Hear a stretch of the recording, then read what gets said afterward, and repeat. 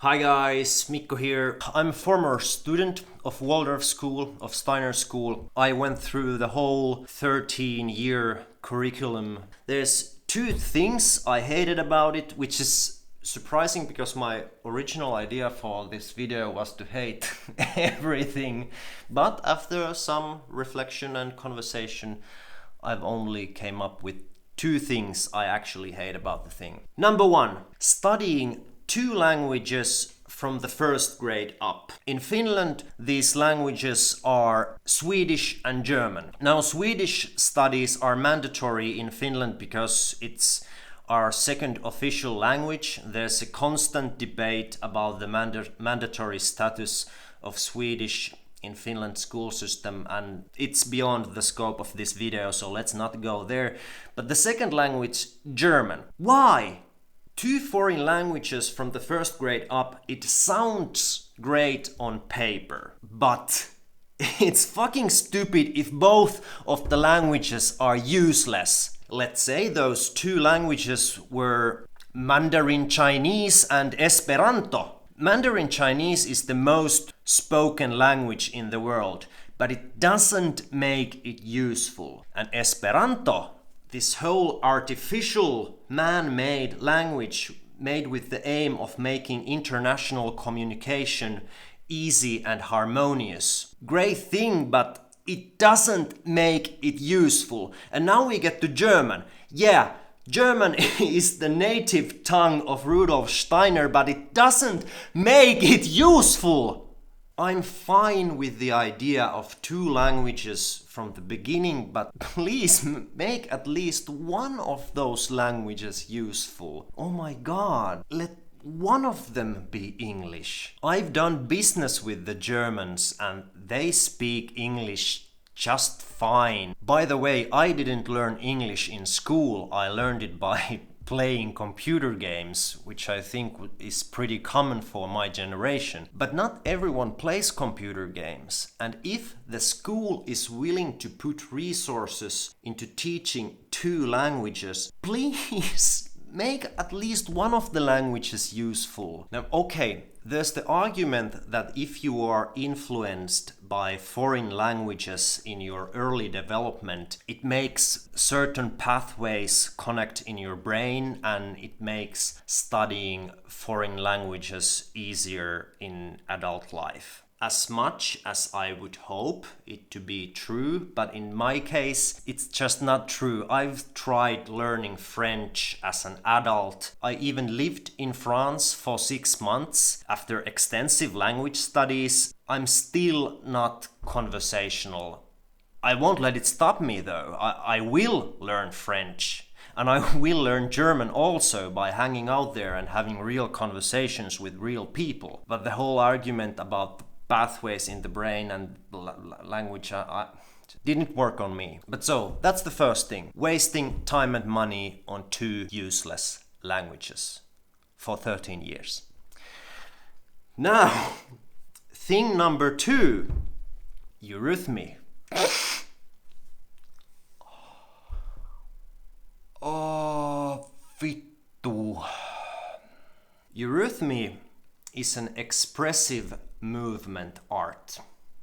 And it's a mandatory part of the curriculum. We did it every week and it left everyone feeling confused and weird. And of course we were curious and frequently asked, why are we doing this? And no comprehensive answer was ever given except for that former students from Waldorf School, they're great goalkeepers because they have this intuitive sense of the space and the goal behind them. And I don't care if that's true or not, but that's not a good reason to have it on a school curriculum, okay? The Wikipedia article on eurythmy says that its purpose is to awaken and strengthen the expressive capacities of children through movement, stimulating the child to bring imagination, ideation, and conceptualization to the point where they can manifest these as vital moving forms in physical space.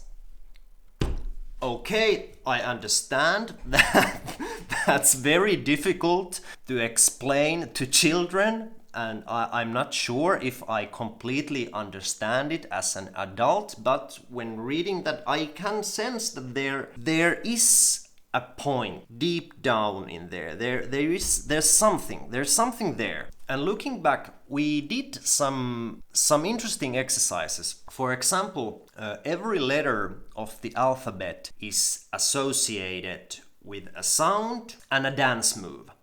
So you get these associations in your early development, and the letters of the alphabet are really like forcefully put in there with the association with sound and dance. I admit it, it's a cool concept. And another exercise we did, we associated different intervals with dance moves. An interval being the relationship between two different pitches. So when you pound those in year after year, different intervals and dance move associated with it, common sense says that it would give you a better sense of pitch. And that being said, there were some amazing musicians in our school. Just amazing. Me personally, I feel like my sense of pitch is not so good, but it didn't stop me learning the guitar and to play in bands, so there might be something into it. There is interesting concepts in eurythmy, but there's something wrong with the implementation. And I have one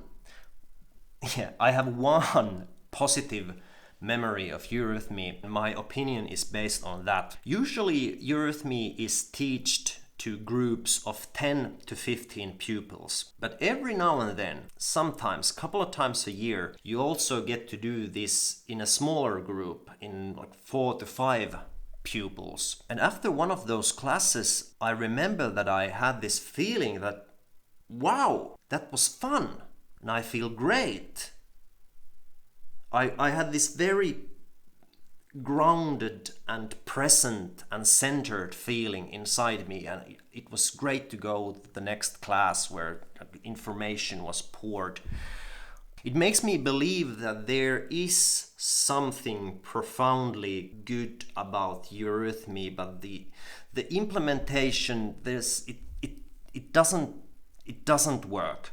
The benefits don't manifest themselves because of the big group sizes. Of course, I understand that the group sizes is a matter of money and resources, but eurythmy creates this massive behavioral friction on the students. It's just universally hated by everyone. It's supposed to create peace and harmony, but instead it creates chaos and behavioral problems. And we, all those eurythmy classes, we were like animals, running around in circles and behaving badly and using all our Steiner creativity into bad behavior. And there's something terribly wrong with the people who teach it. For a long time I was wondering if you need to be a bit of crazy to get into eurythmy and start to teach it, or if it was that teaching eurythmy and going very deep into it just slowly made you broken.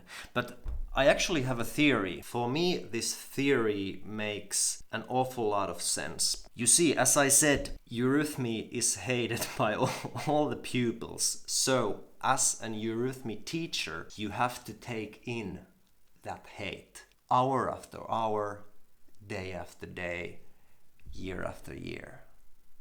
Just taking in hate from children of all ages.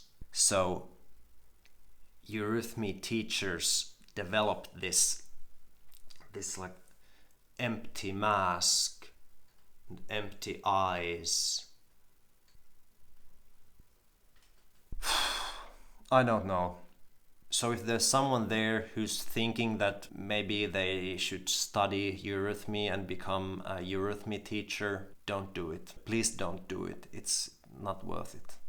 Okay, now that's out of the system. Now we can get to the good stuff. Waldorf schools are great. They really are. This is a quote from Wikipedia. The overarching goal is to develop free, morally responsible and integrated individuals equipped with a high degree of social competence. And I believe that Waldorf system does achieve this goal. We did a lot of arts. We were always busy with some creative art project. I want to show you something I made on the first grade. This is I made this when I was 7 years old. It's made by knitting. Knitting is introduced on the first grade because it employs both hands, unlike crocheting, which is introduced on the second grade. When I start to connect the dots, I really see that had a huge impact on me, because every time I start learning a new skill, I want to do it in a way that it employs both of my hands. I want to do it with both hands. And even when I'm skateboarding, I'm thinking that how could I use both of my feet equally, because fundamentally skateboarding is unbalanced and one-sided exercise, because your other foot is on the board and the other foot is pushing, unless you put really conscious effort in doing everything with your weaker side also. And I'm not saying I'm a good skateboarder. I started when I was 28, but I noticed that I think a lot about doing things with my weaker side also. Okay, I think I have to wrap this up. I might do a follow-up video if this creates some discussion, or I start to feel that I have to let more of the stuff come out. The conclusion: to the parents who are considering if you want to put your child in a Waldorf school, I want to say that it kind of works. It does. I want to do stuff with my both hands, my whole body and personality, with my whole being. But it creates a problem because in our society there's not much career paths that support someone who is not willing to excel in one narrow singular field or skill. But be sure to do your research on Waldorf education, study both the supporters and also study the criticism, listen to the former students. Most of the alumni end up having perfectly happy and normal lives. I think that my life and my childhood have been much better because I spent 13 years in Waldorf school. But that's not the case for everybody. The Waldorf system is not for every individual. Many former students developed trauma there because they felt like they are not learning anything that's worth something in the real world. But hey, let's have a discussion. Waldorf students, alumni, parents, teachers, leave a comment if you have something to add, or if you disagree on something, or just bring the stuff out. Let's have a discussion about this. In the meantime, if you want to witness the crazy adventures of this former Waldorf student, please subscribe to the channel. 2 videos every week, and see you on Saturday.